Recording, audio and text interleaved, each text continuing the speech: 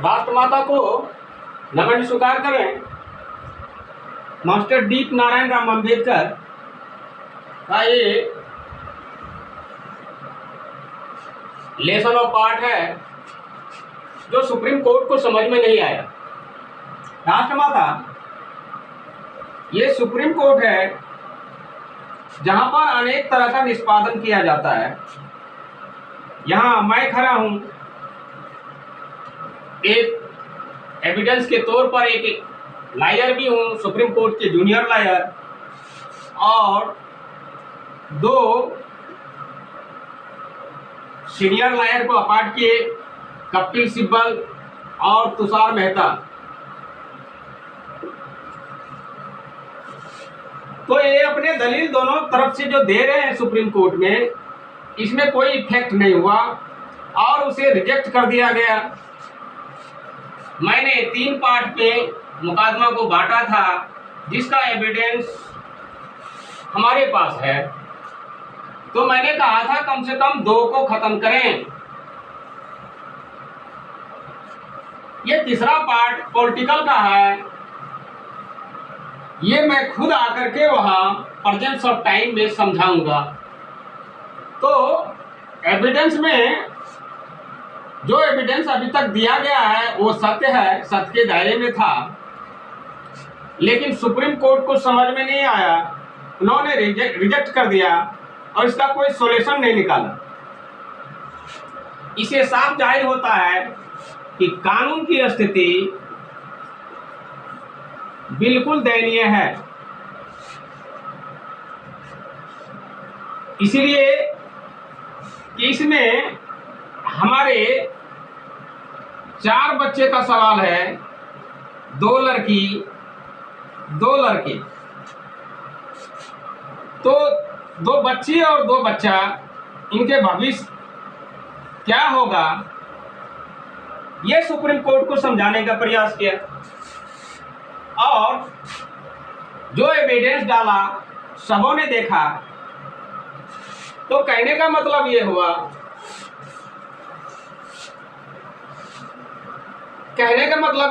कि supreme court पहले stage में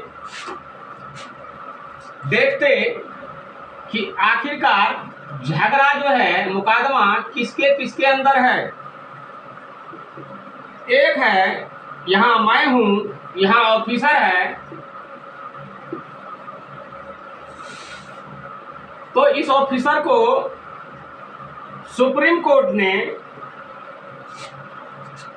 अपने तरह से बचाने का प्रयास किया। और मैं हूं एक आम नागरिक। आम नागरिक का ना तो अस्तित्व है, न ही कानून की ओर से मुझे कोई सुझाव आया, न ही कोई उसका प्रतिक्रिया हुई, न ही प्रति उत्तर दिया गया। अब सारे कुछ आपके सामने है, क्योंकि अंतिम पड़ाव में कलम पकड़ना हमारी मजबूरी है। और उस मजबूरी के तहत में ये 2 महीने कलम कॉपी के सहारे आपके जरिए मैं चाहता हूं सुप्रीम कोर्ट को भी थोड़ा सा सजेशन दे।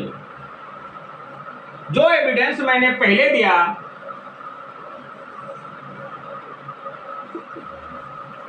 उस एविडेंस में साफ साफ दिखा जा सकता है लेसनों से भी, और सुप्रीम कोर्ट को भी अंदाजा है कि ऑफिसर को बचाने में बिल्कुल सफल रहे हैं। ये सुप्रीम कोर्ट भूल कर रहे हैं, क्योंकि जिसके पास बोर्ड और कलम हो वो अपना कार्रवाई शुरू करेगा।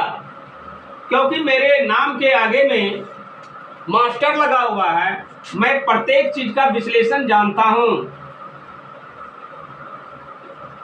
कोई अगर पूछे कि मास्टर डी.एन. राम अम्बेडकर का क्या अर्थ हुआ, तो मैं हिंदी में बता सकता हूं। कोई अगर पूछे कि राष्ट्रमाता का अलग अलग मीनिंग करके बताएं, तो मैं बता सकता हूं। जब मुझे किसी भी नाम के बारे में, किसी शब्द के बारे में पता है, तो सुप्रीम कोर्ट को भी पता होना चाहिए सुप्रीम कोर्ट का क्या अर्थ होता है और सुप्रीम कोर्ट में दलील कैसे दिया जाता है। ये तो सुप्रीम कोर्ट ने सोचा कि मुझे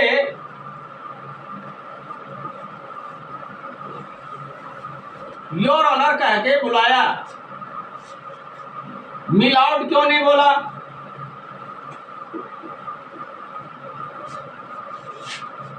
तो ये मिलाउट शब्द सर्वोच्च स्थान के लिए हमेशा गिना जाता है, ये हमें भी मालूम था और ये योर ऑनर सुनने वाले को भी मालूम था, क्योंकि जब से हमारी जन्म हुई है 2000 में संपुट सेंट्रल के बीच में, तो ये जज साहब जो बैठे हुए हैं इनको भी मालूम है कि लेसनों में कैसे कैसे आर्टिकल से दर्शाया गया है, तो इनको सजग होना चाहिए था। मैंने इनको सजग होते हुए देखा नहीं, इसीलिए हाई कोर्ट वाली शब्द का यूज किया, ताकि समझ में आना चाहिए कि खेल कोई तीसरा ही है। यही है मैंडेटरी पावर, जिसे कहा जाता है मैंडेटरी पावर। और इस पावर से, ये मैंने बचपन में किसी टीचर के हाथ में देखा था, आज मेरे हाथ में है। इसे लिखा हुआ चीज मिटाया जाता है बोर्ड पर, और हाथ में एक पेन जो 3 अक्षरों से बना हुआ है, 3 मीनिंगों से बना हुआ है।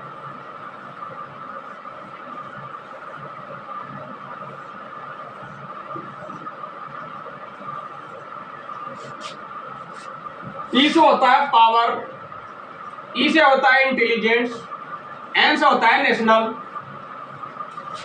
तीनों मिला के एक पेन हुआ जो सुप्रीम कोर्ट के हाथ में है। सुप्रीम कोर्ट चाहे कि अपने पेन से उस मीनिंग को लिख सकते हैं, उस जजमेंट को लिख सकते हैं जो सत्य के दायरे में होना चाहिए। आज परिचय के माध्यम से मैं बता दूं कि हर एक को पेन मिलता है, बचपन से लेकर के। ये पेन बच्चों को भी चलाने के लिए दिया जाता है, और बड़े बुजुर्ग से लेकर के तमाम एजुकेटेड इस पेन का इस्तेमाल करते हैं। और इन पेनों से बहुत कुछ लिखा भी गया है, बहुत कुछ लिखा भी जा सकता है, बस सिर्फ समझने की है। जिस प्रकार से एक शिक्षक एक विद्यार्थी को समझाते हैं, क्षमा चाहता हूं, मुझे मजबूरन समझाना होगा, तब तो समझ में आएगी। तो राष्ट्रमाता इस जीरो के अंदर में हम सब है, जिसका नाम है भारत। भारत में अनेकों स्थान मिलकर के सुप्रीम कोर्ट पर आकर दम तोड़ देती है, क्योंकि हमारा भारत का खास स्थान है जहां न्याय और अन्याय पर ध्यान दिया जाता है, उसका खासो ध्यान रहता है, और कई जजमेंट ऐसे लिखे भी गए हैं। बाकी ये लकीर इन्हीं के दिए गए सेंटेंसों को पूरा करते हैं, ताकि हमारा जो समाज है वो हमेशा एक दूसरे से बंधे रहे, जिसका अभी के वर्तमान सरकार जो है इसी का फायदा उठा रहे हैं। हमारे लेसन में देखेंगे कि कई चित्र बनाए गए। कोई चित्र ऐसे हैं जो शब्दों से गढ़ा गया हो और अनेक प्रकार से बनाया गया हो।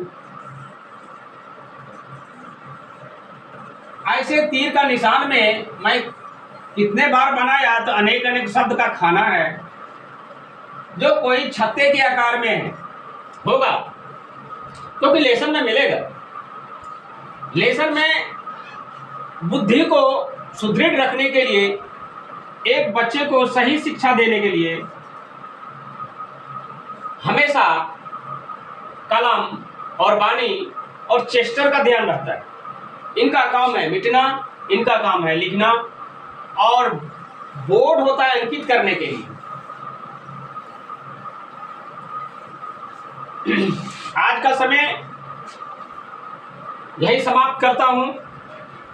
मैं थोड़ी देर बाद लेसन को एविडेंस के साथ में पेश करूंगा। इन्हीं चंद शब्दों के साथ थोड़ा सा विराम देता हूं। जय भीम, जय भारत, जय रविदास, नमो बुद्धाय।